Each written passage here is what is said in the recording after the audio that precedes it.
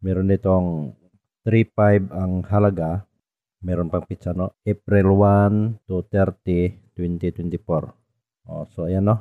So kung anong barya ito mga kabarya, itong 3,500 ang isa. Panoorin lamang ang video hanggang sa dulo para malaman mo ang buong detalye.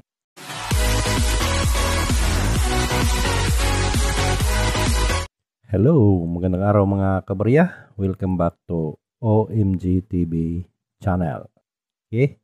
Meron akong i-share sa inyo mga kabarya itong mga barya na tumaas na din ang presyo. So meron ditong nakita ko, no, itong post ng isang buyer collector na galing sa Facebook. Meron ditong 3.5 ang halaga. Meron pang pizza, no? April 1 to 30, 2024. So ayan, no? So kung anong barya ito mga kabarya, itong 3,500 ang isa. Panoorin lamang ang video hanggang sa dulo para malaman mo ang buong detalye. At kung sino yung hindi pa nakapag-follow sa ating Facebook page, coincidence, then pag-subscribe sa OMG TV channel. So mag-subscribe kayo para lagi kayong ma-update sa mga bagong video na ma-upload natin. Okay? So itong nakita natin sa post mga kabarya sa Facebook. Kasi yung mga barya na lagi nating ina-update ay pabalik-balik lamang, no? Kasi wala namang bagong barya na ginawa yung BSP. Kaya yung mga lumang barya at saka yung mga barya sa circulation ang lagi nating pinag-uusapan dito. So mayroon namang ibang mga nagko-comment na pabalik-balik lang daw yung ating mga video. So ganoon naman talaga mga kabarya, no? Kahit sinong kolektor dito sa Pilipinas, yung mga kolektor ng barya, ang ibig kong sabihin ay pabalik-balik talaga yung mga binablog nila ng mga barya kasi walang bago na barya ang Pilipinas.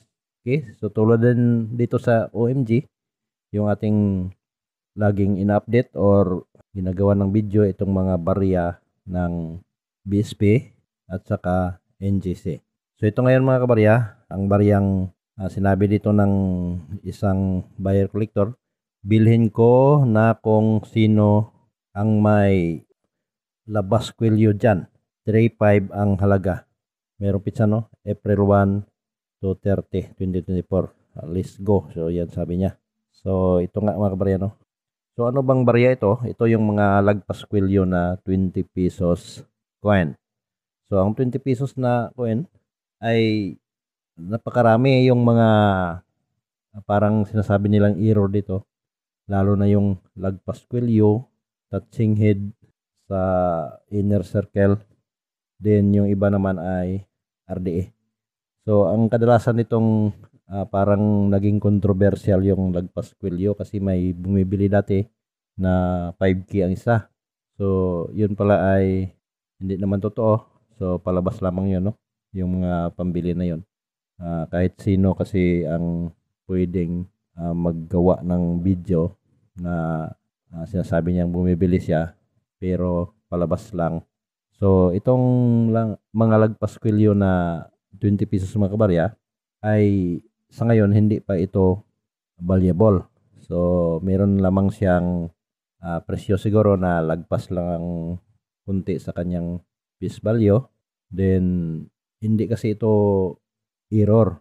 So ito ay talagang ganito na yung paggawa nito na merong design na lagpas kwelyo ang mga 20 pesos.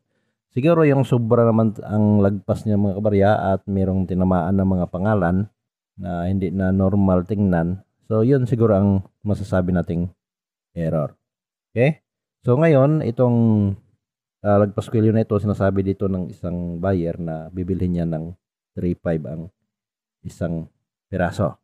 So sana ay totoo at alamin natin ang presyo nitong mga 20 pesos ngayon. So, saan natin binabase mga kabarya? Ibabase natin dito sa Numista. Okay? So, ang 20 pesos coin natin mga kabarya ay ginawa ito noong 2019 hanggang 2020. So sa ngayon ay hindi pa natin makikita yung 2021 hanggang 2024 na mintage. So ang lagi nating makikita dyan is 2019 at saka 2020 na mintage. So doon sa 2019 ay dito sa OMG dati binibili natin yon ng 50 pesos, no, ang isang piraso, yung 2019 na 20 pesos. So sa ngayon ay medyo mahirap na rin hanapin yung 2019. So ganun pa rin siguro, pag meron ay bibilhin din natin ng bali times 2 lamang, no, sa kanyang piece value. Okay? So sa ngayon ang presyo nitong ating mga barya, kung ibabase natin dito sa Numista, ang 2019 ay napakarami din ang ginawa, no? Meron siyang 27%. Then ang extremely fine niya is 27, almost uncirculated 27. Ang uncirculated niya is 190 pesos. So medyo mahal mga kabarya ang uncirculated ng 2019 na 20 pesos. Dito mo ibabase sa Numista. So kahit marami itong mga kabarya, meron itong 2,090,000 ang mintage nito, pero medyo mataas sa ngayon ang presyo kasi yun nga, no, naubos na itong mga 2019 na 20 pesos coin. Meron namang 2019 na Edge 2, so ito ay semi hard to find. Meron namang siyang 3% ang kanyang frequency. So isa din ito sa ating mga binibili. Siguro itong Edge 2 na 2019 ay bibili natin ng 50 ang piraso. Okay? So sa 2020 naman is 15%. Marami-rami din ang mintage. Ito ay Edge 1. Meron siyang extremely fine na 48. Merong 80 pesos sa almost uncirculated. Saka 130 pesos naman sa uncirculated. Pag uncirculated mga kabarya ay yung hindi pa nakaikot-ikot sa sirkulasyon. Kaya medyo mahal ang presyo kasi bagong-bago. Then meron tayong 2020 na Edge 2, high mint mark.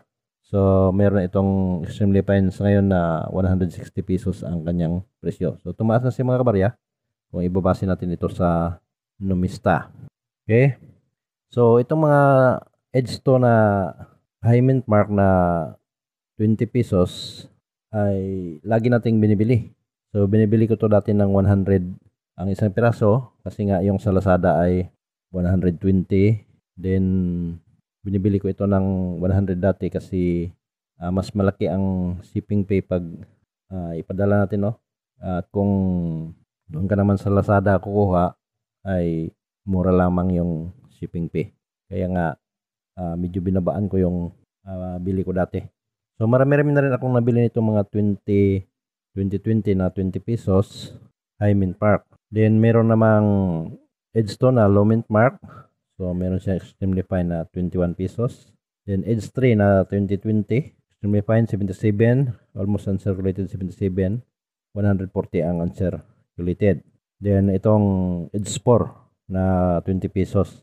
So semi hard to find, 4% lamang. So sa ngayon ay meron namang siyang extremely fine na 20 pesos din ang kanyang presyo. So nasa piece value lamang. Then itong Edge 4 kasi mga kabarya ay medyo mahirap din hanapin. So kung meron kayo nito ay ipakita lamang sa baba nating video para ating pag-uusapan. At kung sakaling magustuhan ko ang iyong barya ay bibilhin ko ang mga barya na mapili ko, yun. Lalo na dyan sa comment section, napakarami yung gustong magbinta. At dito din sa Facebook page. So maraming gustong magbinta sa atin. Ipakita lamang inyong mga barya. At kung may mapili tayo dyan ng mga bago at gusto natin, ay bibilhin natin. So itong lagpas kwelyo na 20 pesos. So kung merong hindi na normal ang pagiging lagpas niya mga kabarya, ay binibili din natin. Kasi nga error. Kasi karamihan sa mga lagpas kwelyo ay hindi error. Normal lamang siya na mintage. Okay? So hanggang dito lang muna at maraming salamat sa panonood. Huwag kalimutan ang OMG TV channel. Doon sa hindi pa nakapag-subscribe, mag-subscribe kayo para lagi kang ma-update sa mga bagong video na ma-upload natin. Okay? Ulitin ko, magandang araw sa lahat and God bless.